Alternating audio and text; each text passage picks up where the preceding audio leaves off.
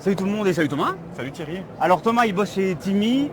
Timmy c'est un soft dont ça va être dur de comprendre ce que c'est, mais des clients partout dans le monde. Ouais. Et surtout a signé ce matin un contrat, donc on va un peu en parler. D'abord Timmy c'est quoi? Pitch-nous ça. Timmy c'est un outil qui permet de démocratiser l'accès à la donnée. C'est un outil qui va démystifier un petit peu la data, qui va permettre à un analyste d'avoir accès à toutes ces datas le plus rapidement possible et de la manière la plus simple.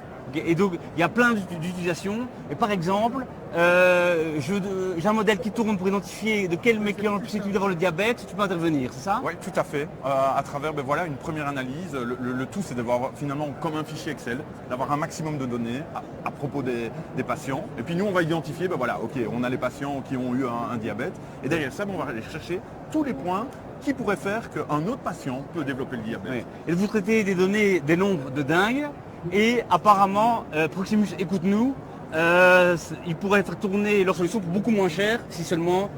Évidemment, évidemment. On a un acteur ici en Afrique qui gère 3 pays, oui. qui est un régulateur de marché qui va analyser tous les appels et qui avec notre solution fait plus de 40 milliards d'enregistrements par jour, tout simplement. Ouais. Voilà. Donc on a un nouveau syndrome belge, les Belges ne travaillent pas avec les Belges, Proximus s'il te plaît, ouvre un peu, qu'il y ait des rendez-vous, ça se passe. On adore la Belgique, donc on veut travailler avec la Belgique évidemment. Évidemment, et alors ce matin, un prédictionnel qui arrive très peu quand même dans le CES, des clients japonais, tu avais trouvé sur le site?